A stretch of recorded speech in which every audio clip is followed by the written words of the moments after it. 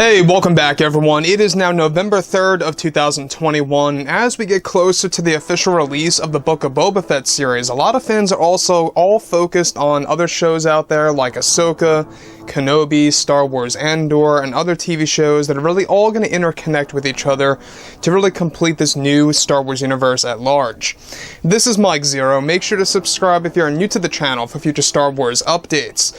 Also, by the way, guys, I am on Twitter at Mike01 if you guys want to go ahead and give me a follow on there. I do post a couple of fun and entertaining things from time to time and interact with you guys further.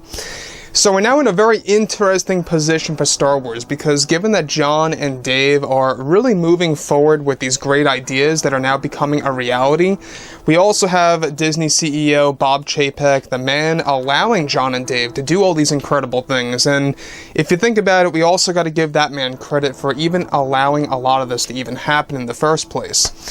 So obviously the Book of Boba Fett is very well received so far from the trailer that we have seen. You know, it is very much well marketed just with that trailer alone. We're going to be getting more TV spots in the next couple of weeks, so keep your eyes open for that as well. A lot of things are beginning to brew for the franchise, to say the least. A lot of changes are coming our way, not just for the Star Wars lore, but also, of course, of how Disney is going to begin to handle Star Wars in a more respectful way.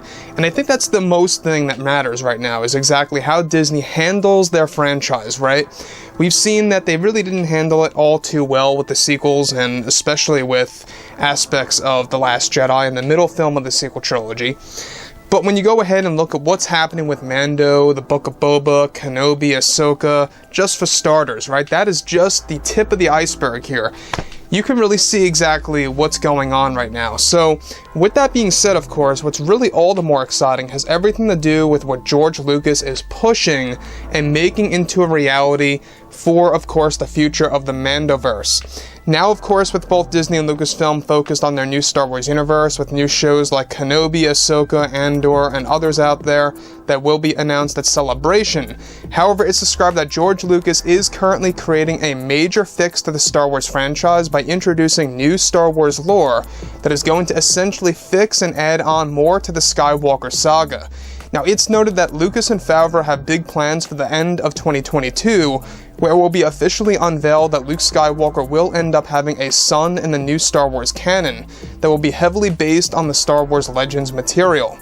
Now, though the character is aimed to have a different name to not get confused with Ben Solo, Lucas is set to use the books and novels to create this familiarity for the fandom as well as with comics to introduce Luke's son before the character is set to make a cameo in the Mandoverse in live-action form in 2023.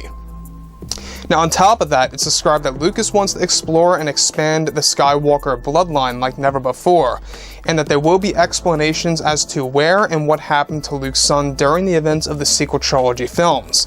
Now, this, of course, is set to be rooted with Mara Jade and Luke's relationship and their alliance within his Jedi training temple that will be introduced in The Mandalorian Season 3.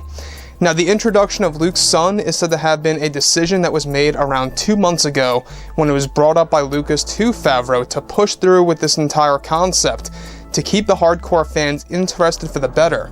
In fact, there are already significant scenes being planned for The Mandalorian Season 4 that will introduce Luke's son at a very young age to prepare the fandom for the young Luke Skywalker series, currently dubbed as Star Wars Jedi Knight, that will have another time jump that will evolve Luke's son to become older.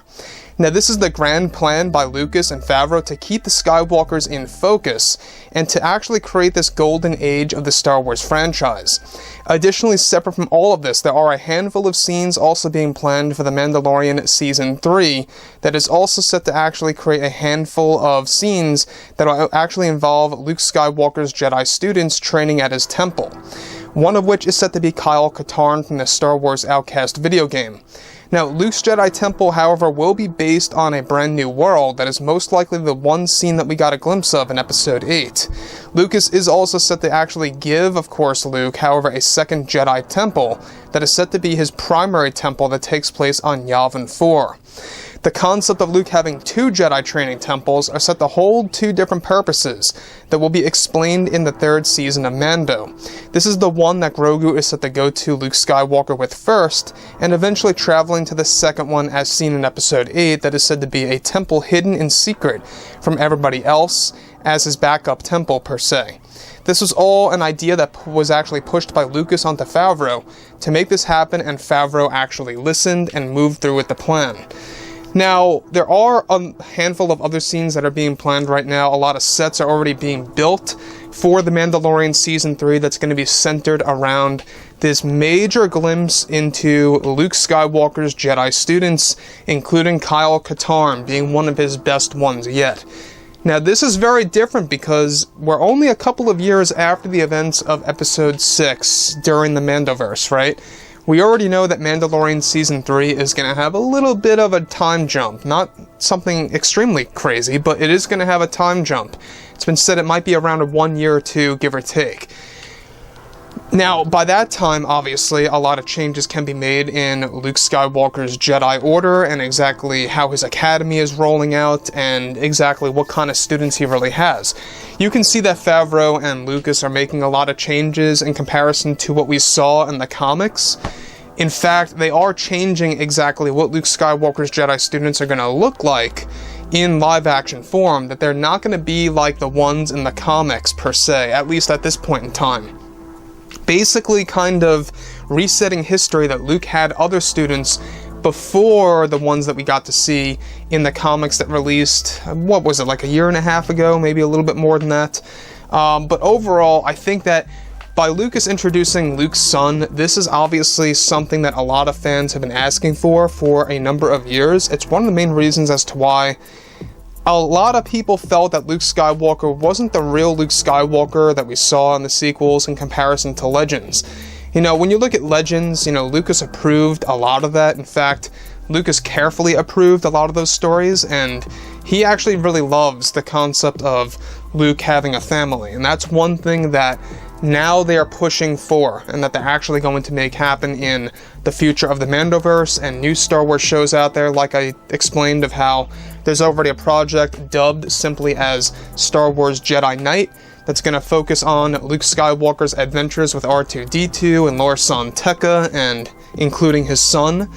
And that's going to be a very interesting side of Star Wars, to say the least, because this is going to be a very big deal, because they're also going to explain exactly where Luke's son really is in the big picture here during the events of the sequels. Did he die? Is he alive? What's going on? We're not quite sure just yet, but we're going to be learning more about that in the coming months, because once Star Wars Celebration hits, we're going to be learning more about the future of the franchise. So I think that obviously Lucas, Favreau, and Filoni, they're working as this big trio, and they really do have their A-game on. They really are very goal-oriented, and I think that's one of the biggest things that a lot of fans do respect.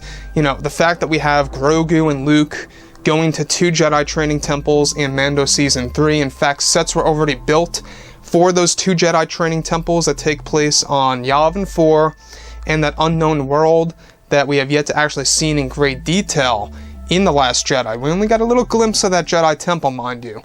So I think that obviously things are beginning to change. You can see that Favreau and Lucas are really trying to push things forward in a more positive sense. I cannot wait for, however, to see exactly how everything is going to tangle together. Book of Boba Fett is just the beginning. Kenobi is really going to be the most anticipated project of 22, without a doubt. So overall, guys, you know, drop a comment below. Let me know about all of this in the comments, and if you guys did enjoy the content for today, do make sure to drop a thumbs up on this video to support the channel. I thank you all so very much for the kind support, and I'll catch you guys next time.